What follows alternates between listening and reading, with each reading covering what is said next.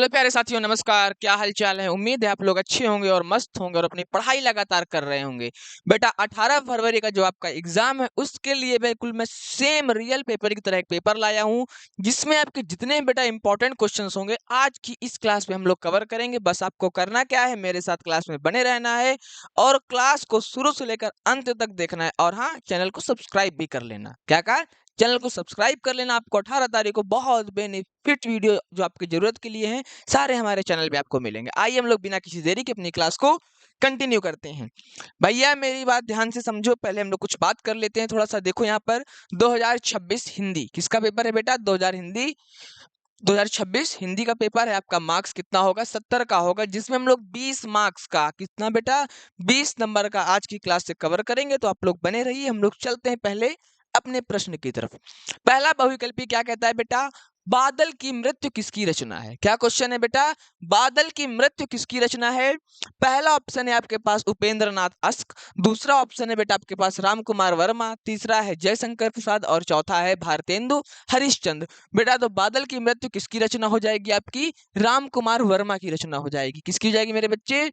बादल की मृत्यु जो रचना है आपकी राम कुमार वर्मा जी की है। ठीक है, अगर मैं दूसरे पे चलूं, क्या कहता है? गोदान उपन्यास। गोदान उपन्यास किसकी रचना है? जयशंकर प्रसाद, मुंशी प्रेमचंद्र, डॉक्टर रामकुमार वर्मा या अज्ञे?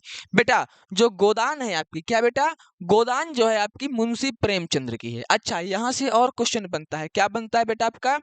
गबन किसकी रचना है? क्या क्वेश्चन बनेगा बेटा? गबन किसकी रचना है? तो अब आप लोग क्या कहेंगे? गबन किसकी रचना है बेटा? गबन भी आपकी मुंशी प्रेमचंद्र जी की रचना है। किसकी रचना हो जाएगी बेटा? गबन जो है आपकी मुंशी प्रेमचंद्र जी की रचना हो जाएगी। ठीक है, अगले क्वेश्चन पर चलते हैं। शेखर एक जीवनी उपन्यास के लेखक हैं। क्या क्वेश्चन है बेटा? शेखर एक जीवनी उपन्यास के लेखक हैं। रामधारी सिंह दिनकर, सच्चिदानंद अज्ञेय, सुमित्रानंदन पंत या हरिवंश राय बच्चन? तो आप लोग क्या कहेंगे भैया? शेखर एक जीवनी के लेखक कौन है बेटा आपके? सच्चिदानंद हीरानंद वात्स्यायन अज्ञेय जी हैं। कौन है बेटा? सच्चिदानंद हीरानंद वात्स्यायन अज्ञेय जी हैं। ठीक है, अगले क्वेश्चन पर चलते हैं। अगला क्या कहता है बेटा? लहरों के राजहंस के लेखक कौन है? क्या क्वेश्चन है बेटा? लहरों के राजहंस के लेखक कौन है? मोहन राकेश हैं, हरिऔध हैं, रामचंद्र शुक्ल हैं या महादेवी वर्मा हैं? तो बेटा लहरों के राजहंस के लेखक कौन है आपके?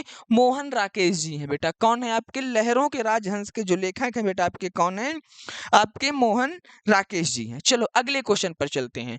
भीषण किस युग के लेखक हैं? बेटा यहाँ पर तो पहली बात जो लिखा है भूषण किस युग के लेखक नहीं होगा बेटा, यहाँ पर होगा भूषण किस युग के कवि हैं। क्या क्वेश्चन बनेगा आपका? भूषण किस युग के कवि हैं? तो आप लोग क्या कहेंगे किसके हैं बेटा? आदिकाल, रीतिकाल, भक्तिकाल या आधुनिक काल? तो किसके हो जाएंगे बेटा? भूषण जो बेटा आपके हैं रीतकाल के कवि हैं। किसके कवि हैं बेटा? भूषण आपके रीतकाल के कवि हैं। बात समझ में आ गई? किसी को नोट डाउन करना है या स्क्रीनशॉट लेना है ले लो, बहुत इंपॉर्टेंट क्वेश्चन है आपके लिए। क्या कहा मैंने? बहुत इंपॉर्टेंट क्वेश्चन आपके लिए होंगे। ठीक है ना? चलो अगले क्वेश्चन पर चलते हैं बेटा। अगला क्या कहता है? यामा। क्या लिखा है बेटा? यामा के रचयिता का नाम है। बोलो क्या होगा? प्रेमचंद्र, जयशंकर प्रसाद, महादेवी वर्मा या मैथिली शरण गुप्त? तो कौन हो जाएंगे बेटा? मैं महादेवी वर्मा। यामा के कौन हो गए बेटा रचयिता? आपके हो जाएंगे महादेवी वर्मा। अच्छा, अगला क्या कहता है? अगला कहता है धूप के धान रचना किसकी है? क्या प्रश्न है बेटा? धूप के धान रचना किसकी है? धर्मवीर भारती की है, गिरिजा कुमार माथुर की है, भवानी प्रसाद मिश्र की है, रघुवीर सहाय की है? तो बेटा जो धूप के धान किसकी रचना है बेटा? आपकी गिरिजा कुमार माथुर जी की है। ठीक है ना? चलो अगले क्वेश्चन पर चलते हैं। तार सप्तक के कवियों को अज्ञेय ने क्या कहकर संबोधित किया? क्या क्वेश्चन है बेटा? तार सप्तक के कवियों को अज्ञेय ने क्या कहकर संबोधित किया? तो क्या कह के किया था बेटा? तार सप्तक इन्होंने कहा था उनको राहों के अन्वेषी। अच्छा, यहां से और क्वेश्चन बनते हैं बेटा।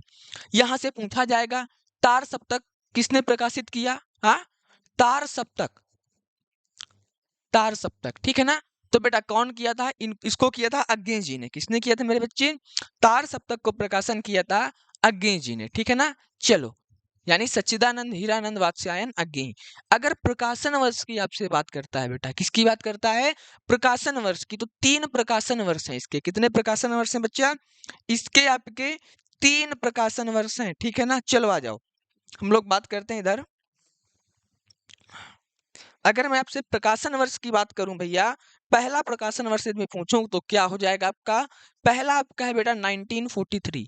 क्या है बेटा? 1943 हो जाएगा आपका। अगर मैं सेकंड की बात करता हूं आपसे, किसकी बात करता हूं बच्चा? सेकंड की, तो आपको हो जाएगा 1951। हाँ, 1951 होगा। चलो हाँ, 1951 हो जाएगा, ठीक है ना। अगर मैं थर्ड की बात करता हूँ तो 1959। क्या हो जाएगा बेटा? अगर मैं थर्ड की बात करता हूँ आपसे तो 1959 होगा, ठीक है ना। चलो आ जाओ, ये यहाँ से क्वेश्चन बेटा 110% आपको क्वेश्चन मिलेगा। क्या कहा मैंने? इनसे आपको 110% एक क्वेश्चन मिलेगा ही मिलेगा। अच्छा, आगे चलते हैं बेटा। अगला क्या कहता है? पंच परमेश्वर कहानी के लेखक हैं। क्या प्रश्न है बेटा? पंच परमेश्वर कहानी के लेखक हैं। तो पंच परमेश्वर के कौन है? जयशंकर प्रसाद हैं, मुंशी प्रेमचंद्र हैं, या मोहन राकेश, या अज्ञेय। तो बेटा आप लोग कह सकते हैं पंच परमेश्वर कहानी के लेखक कौन हो जाएंगे आपके? आपके ये हो जाएंगे मुंशी प्रेमचंद्र जी। अच्छा, 10वां प्रश्न आपसे क्या कहता है? ये बहुत इंपॉर्टेंट प्रश्न है बेटा 10वां। बाकी तो मैंने सारा बता दिया आपको, बट 10वां क्वेश्चन आपके लिए बहुत इंपॉर्टेंट है। एक सेकंड रुकना बेटा, आपको शायद क्लियर दिख नहीं रहा था ना, अब दिख रहा होगा। ठीक है, चलो आ जाओ। दूसरा तार सप्तक प्रकाशन वर्ष, तो अभी मैंने बताया 1951 हो जाएगा, ठीक है ना बेटा। ये किसका है? ये दूसरा है। कौन सा है बेटा? ये दूसरा है। और ये कौन सा है? 1943 बेटा आपका ये पहला हो जाएगा, ठीक है ना। और ये कौन सा हो जाएगा बेटा? ये आपका तीसरा हो जाएगा, ठीक है। मैंने यहाँ पर हालांकि बता रखा है पहले से ही आपको सारी चीजें। बात क्लियर हो गई? अगर यहाँ तक क्लियर है देन हम लोग आगे बढ़ते हैं बेटा।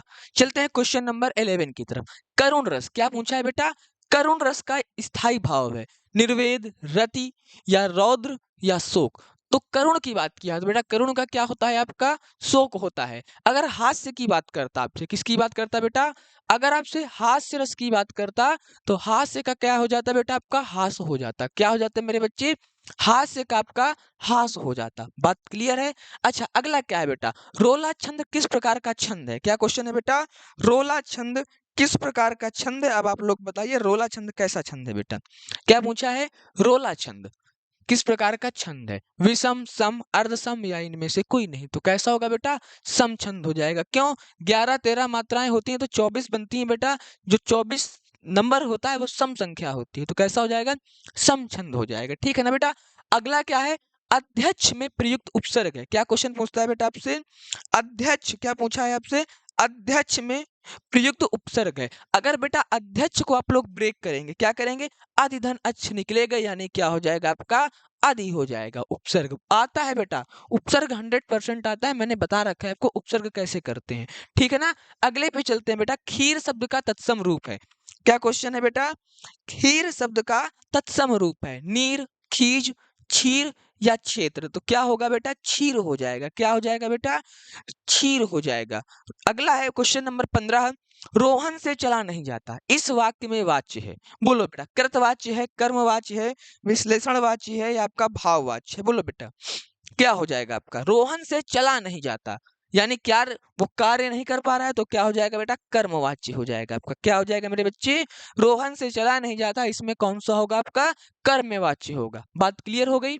आगे बढ़े हम लोग अब अगले क्वेश्चन पर। अगला क्या कहता है? नीड़ का निर्माण फिर किस विधा की रचना है? क्या पूछा है बेटा? नीड़ का निर्माण फिर किस विधा की रचना है? जीवनी, आत्मकथा, साक्षात्कार, या रेखा चित्र। तो बेटा किसकी ये आत्मकथा है। अगर आपसे पूछ ले इसके लेखक कौन है, क्या पूछ ले बेटा? इसके लेखक कौन है, तो आप लोग कह सकते हैं बेटा इसके लेखक कौन हो जाएंगे आपके? इसके लेखक हैं हरिवंश राय बच्चन जी। दिख रहा है ना इधर? चलो इधर लिखे दे रहा हूं, यहां दिख रहा होगा आप लोगों को इस साइड में। इसके लेखक कौन हो जाएंगे बेटा? हरिवंश राय बच्चन हो जाएंगे। कौन हो जाएंगे बेटा? हरिवंश राय बच्चन जी, ठीक है ना। हरिवंश राय बच्चन हो जाएंगे। बात क्लियर हो गई ना मेरे भैया? कौन हो जाएंगे? हरिवंश राय बच्चन हो जाएंगे। क्वेश्चन क्लियर हो गया? आगे बढ़े हम लोग अब क्वेश्चन नंबर 17 की तरफ बेटा। हाँ, क्या लिखा है? चमचा मत चंचल नयन, विच घूंघट पटझीन, मानव सुर सरिता विमल जल, हग उछरत युगमीन। उपयुक्त दोहे में कौन सा अलंकार है? क्या पूछा है बेटा आपसे? अलंकार की बात किया है। प्रश्न नंबर 17वां कौन सा हो जाएगा बेटा? आप लोग बताइए। प्रश्न नंबर 17वां, इसका बताओ आप लोग क्या होगा? जल्दी बोलो आप लोग, चलो बताओ। क्या हो जाएगा बेटा इसका? एक तुमको मैं प्रश्न दे रहा हूं, तुमको अगर तुम लोग यहां तक देख रहे हो तो सर्च करके कैसे भी बेटा मुझको इसको कमेंट जरूर करना। आप लोग क्या करना बेटा? कमेंट करना। चलो अगला क्या कहता है, निम्नलिखित में सर्वनाम क्या है? क्या पूछा है प्रश्न? निम्नलिखित में सर्वनाम क्या है? बोलो। मनुष्य है, बचपन है, वह है, या आपका इनमें से कोई नहीं है? तो क्या हो जाएगा बेटा आपका? वह हो जाएगा। सर्वनाम क्या हो जाएगा बेटा आपका?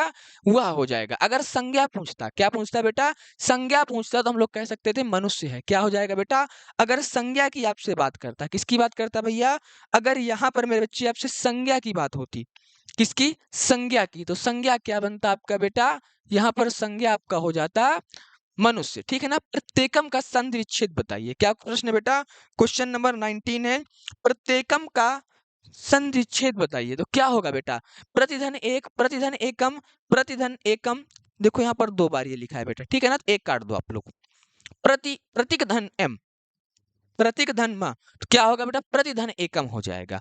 मधुनी, क्या लिखा है बेटा? मधुनी मधु कौन शब्द का रूप है? बोलो बेटा, मधुनी मधु कौन शब्द का रूप है? षष्ठी एक वचन, चतुर्थी एक वचन, पंचमी एक वचन, या सप्तमी एक वचन? तो क्या हो जाएगा बेटा? ये किसका है? सप्तमी एक वचन का रूप है। किसका है बच्चा? सप्तमी एक वचन का रूप है। तो आप लोगों को उम्मीद है बेटा मेरा वीडियो समझ में आया होगा।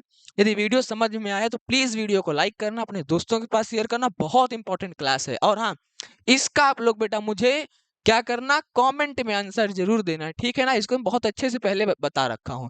इसका आंसर प्लीज आप लोग मुझे कमेंट दीजिएगा। देन हम लोग बात करेंगे अगले वीडियो में। अगर वीडियो पसंद आया तो please like, share and subscribe. मिलते हैं अगले वीडियो में, तब तक के लिए नमस्कार, जय हिंद, जय भारत, धन्यवाद।